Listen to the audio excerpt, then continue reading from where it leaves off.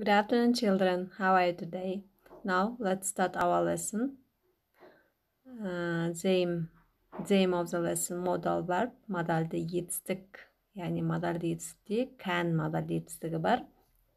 Яғни істей алу қабілеті бар деген мағынаны білдіреді. Мысалға, мен жаза аламын, мен оқи аламын деп айтатын болсақ, I can деп айтамыз.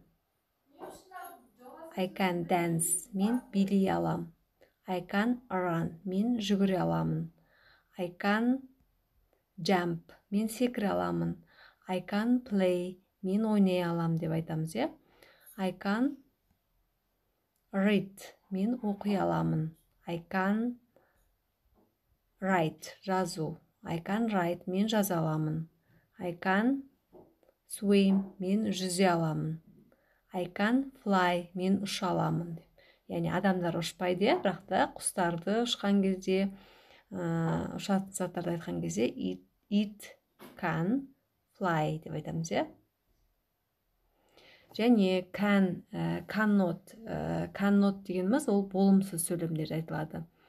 I can, you can, he can, she can, it can, және we can, you, they can болып айтылады. Жекеше және көпше түрінде де can модальды етістік қолданамыз, е? Ал cannot болса ол болымсыз, яғни істей алмаймын. Мен мысалға ұша алмаймын деп айтатын болсақ, I can't fly, yes? Және екінші жақта да he, she да can'да қолданамыз дедік, е? Мысалы, бұл жерде жаңа сөздер ride a bike, велосипед тебу, play football, футбол ойнау, ride a horse,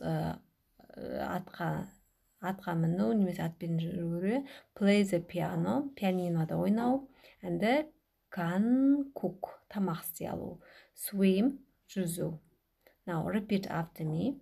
Ride a bike, play football, ride a horse, play the piano, cook, swim. Сөздерді қайталап болсақ, келесі тапсырма can, cannot. Мысалға, children can play. Балалар ести алады, ойын ойнай алады. Енді бұны балалар ойын ойнай алмайды деп айтсақ та болады. Children cannot play. Cannot болымсыз сөйлемде қолданады деп айтып кеттім жаңа. Мысалға, сиыр не істей алмайды? Велосипед тебе ала ма? Cows cannot ride a bicycle, yes?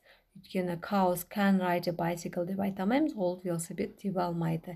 Яғни бұл жерде болымсыз сөйлемді айтқан кезде cannot етістігін қолданады екенбіз. Cats cannot read. Мысалға, мысық не істей алады дейді? Оқи алмайды. Cats cannot read деп айтамыз. Cats cannot read. Яғни бұл жерде істей алмайды. Болымсыз сөйлемді айтқан кезде қолданады, cannot-ты. Енді мына тапсырманы өз бетімше орындап көрейік. Can and cannot. Мысалға, cats. Не ол cats деген? Мысық, е? Cats read дейді. Оқиды. Оқи ала ма мысық? Cats cannot read. Birds fly дейді. Birds деген балалар құс. Құс не істейді? Ұша ала ма? Ұша алады. Birds can fly. Children play. Балалар ойнайды дейді.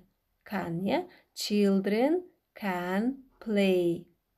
Dogs run дейді. Dogs дегеніміз it. It жүгіреді дейді. Run жүгіру, Dogs can run. Жүгіре ала ма ол? It, жүгіреді. Elephants jump дейді. Піл. Jump деген секіру. Піл секіреді дейді. Істей ала ма, істей алмай ма? Elephants cannot jump, яғни піл секіре алмайды. Fish swim дейді. Fish балық, swim шомылу. Шомыла алады ма? Қабілеті бар, яғни ол жүзе алады суда. Fish can swim. Келесі can модальды етістігін біз бір сұраулы заттарды айтқан кезде де қолданамыз. Мысалға, сен жүзе аласың ба, сен жаза аласың ба деп сұрау үшін, яғни жаңағы can модальді етістігіміз есімшенің алдында тұрады екен, иә? Can you сұрақ қойған кезде, can you swim, can you read, can you ride a bike, can you cook, can you speak English, can you sing, can you play tennis. Яғни сен шомыла аласың ба, сен оқи аласың ба, немесе ride a bike, велосипед тебе аласың ба, сен тамақ жасай аласың ба, can you cook, can you speak English, сен ағылшын тілінде сөйлей аласың ба, can you sing, ән айта аласың ба, can you play tennis, теннис ойнай аласың ба деп сұраған кезде модальді етістігіміз алдында тұрады екен. Жауап берген кезде yes, I can деп жауап береміз. Егер істей алмасақ no, I can't деп жауап береміз. Can you swim? Yes, I can. Can you read? Yes, I can. Can you ride a bike? Yes, I can. Can you cook? No, I can't деп жауап береміз. Енді осы сөздерден, суретте берілген сөздерден сөйлем жаса дейді, сөйлем қор дейді. Мысалға сұрау сөйлем жасауымыз керек.